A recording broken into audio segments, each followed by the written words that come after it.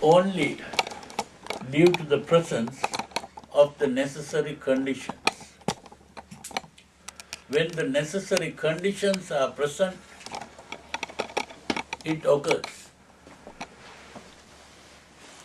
In other words, every occurrence is determined by the presence of the necessary conditions. That is what some people call the law of cause and effect. But it is not just cause and effect, because for anything to happen, several conditions come together, not just one cause. When you say cause and effect, it looks like just one cause is doing everything. So when people began to understand this properly, they lost faith in the traditional religious dogmas. That is what happened.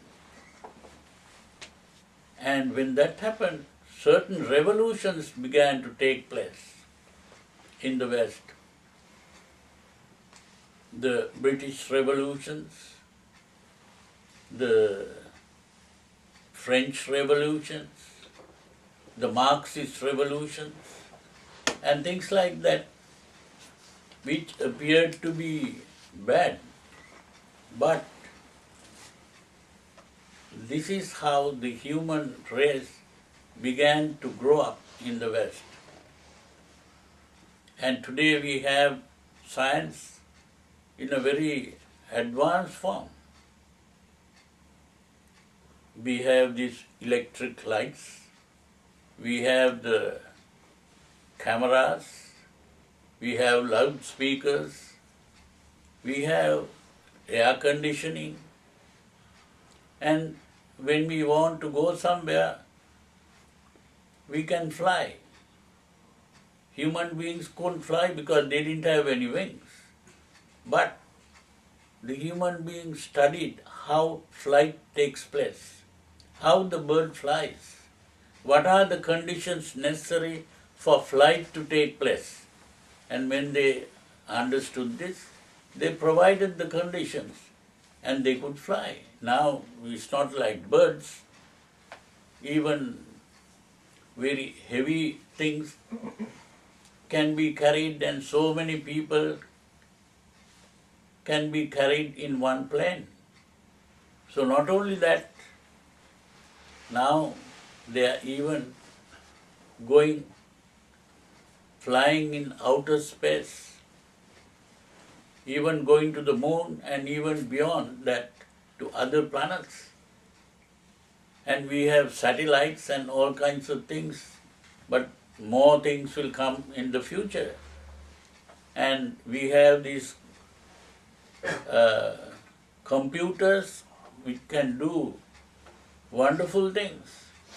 All that is because people have begun to study and find out what are the conditions necessary for something to happen. This is what is called determinism. But long before the Westerners came to know about this, in the East,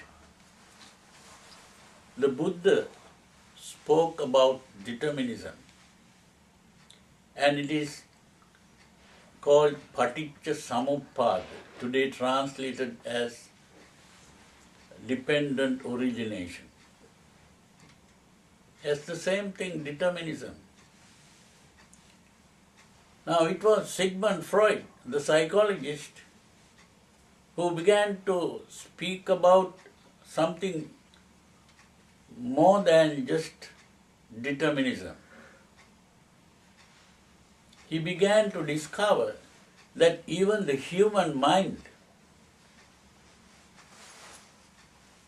is working according to the same law of determinism. He called it psychic determinism. Now, when people began to understand that everything that happens in the world, in nature, happens due to the presence of the necessary conditions. The idea of creator was challenged. And so, the educated people, the people who were able to think and reason out, they began to doubt. And they didn't want to believe in a creator. When that happened, religion lost its power. Those days when the scientists began to even discover things and speak about that, they were killed. Even Socrates, the philosopher, was killed. And even so many other scientists. And so, but now science has become more powerful. People are more prone to believe in the power of human intelligence, that it is possible for the human being to do wonderful things using the human intelligence. So they began to have faith in human intelligence. Those days when someone was sick, they ran to the church to get blessings, to pray to the gods. But today, when someone is sick, they run to the hospital to get help from the doctors who know more about what is going on inside our own bodies. So in the same way today, when there is something wrong with our mind, they go to the psychotherapist or psychiatrist. So all this is because we have more belief in the human intelligence. So this way, there are two ways of thinking. One is what is called theistic thinking. Theistic means believing in gods and supernatural beings and supernatural phenomena. The other form of thinking is what is called humanistic thinking.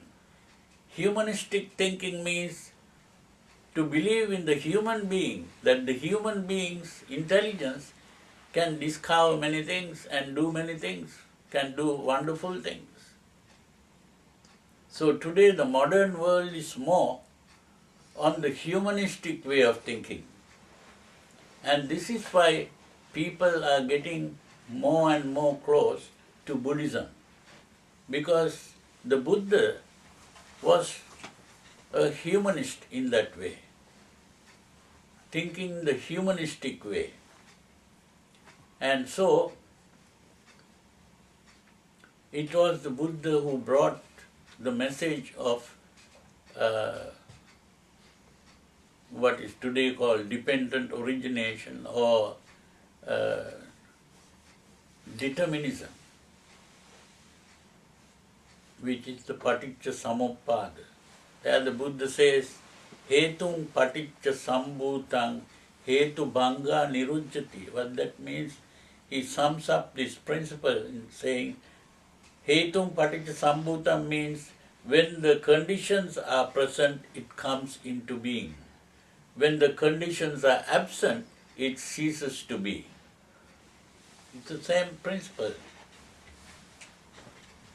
When we want a flame, what do? We strike a match. But that striking a match is not just only striking the match, but it is providing the conditions necessary for the flame to arise.